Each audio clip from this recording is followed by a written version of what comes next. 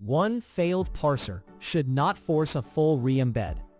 Prefect task caching and retries will resume the RAG ingestion flow from completed results. You'll learn the shape of a workflow that retries failed document loading and skips already processed documents. I'm Professor Pi, teaching AI engineering and LLM systems with simple Python. In real projects, you ingest lots of documents and produce embeddings once. The painful case is a single bad file or a transient API hiccup that forces you to recompute everything. Resumable RAG ingestion is about isolating work so completed steps are reusable. That saves time, money, and developer frustration when you restart or retry a run. Conceptually, think of the pipeline as small checkpoints. First, you assign each document a stable ID based on its content. Then, you parse into tokens and cache that result. Next, you embed tokens and cache embeddings. Finally, you write vectors to a store. If any step fails, Prefect retries or resumes and only redoes what truly changed. We will build a tiny teaching pipeline that shows those checkpoints in action with tiny example documents. It proves the idea without needing a full vector database or model quota. Quick note, this code is designed to teach the core idea clearly. Library versions and local setups can vary, so check the official docs if your setup behaves differently. Now we start by creating stable IDs for documents so every later cache key is reproducible across runs. This snippet creates stable document identifiers before any expensive RAG work begins. If a file path changes or a run restarts, the content itself is still the safest thing to key against. The prefect @flow on plan ingest keeps this first step observable, while content hash turns each text value into a short, deterministic ID. The input is the tiny docs dictionary, and the output is IDs, a mapping from file name to content hash. The visible output confirms how many documents are planned, which matters because every later cache key builds from this same stable identity. With stable IDs in place, parsing is the next cost you want to avoid repeating when nothing changed. So we add a cache boundary for parsing. This example caches parsing so a resumed prefect run does not reopen and retokenize unchanged documents. Parser work often feels cheap until a bad PDF or HTML page breaks the batch and forces everything to start over. Parse key uses content hash on params text, so the cache follows the document content instead of the run ID. The @task decorator on parse doc sets cache key FN and cache expiration. Then parse batch calls that task in sorted order for deterministic output. The printed token count shows the parsed data is available for embedding while making the cache boundary explicit.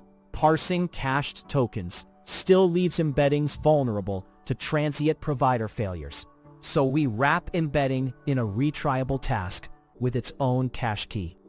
This code wraps embedding in a retryable prefect task while still giving embeddings their own cache key. A single temporary provider error should not make already completed documents pay the embedding cost again.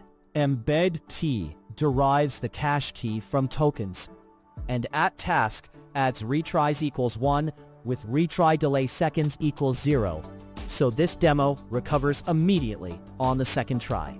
The attempts dictionary makes the retry visible. A text succeeds once, while B text fails once and then succeeds. The printed attempt total shows retry behavior without hiding the failure path that resumable ingestion must handle. Next, we demonstrate the exact failure mode the pattern is meant to survive. We run ingest once, crash before persisting, then resume. This snippet demonstrates the failure mode the pipeline is designed to survive.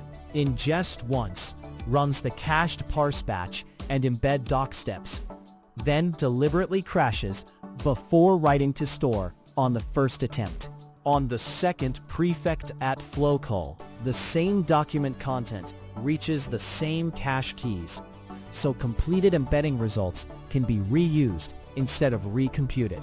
The store dictionary is a compact teaching stand-in for a vector database upsert target.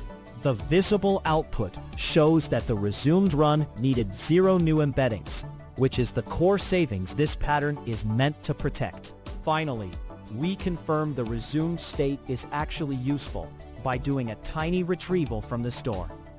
This example closes the loop by using the ingested vectors for a tiny retrieval step in Prefect. After parsing, embedding, retrying, crashing, and resuming, the useful question is whether the resulting store can answer a query. Retrieve builds a small query vector, stores every stored document vector, and returns the highest scoring name. The scoring is intentionally simple, so the orchestration pattern stays on screen. In a real RAG system, this is where a vector database similarity search would sit. The printed top doc shows the resumed ingestion produced a usable retrieval result. This toy flow maps easily to real systems. Replace the in-memory store with FAISS or a hosted vector database, and swap the mock embedder for a model API. The orchestration, cache keys, and retry logic stay the same. We did 3 practical things. We used content-derived IDs, so document identity survives restarts. We added cache boundaries around parsing and embeddings, so completed work is reused. And we highlighted that cache choices matter. Pick boundaries so you don't accidentally keep stale vectors. One practical improvement is to tune your vector index search parameters.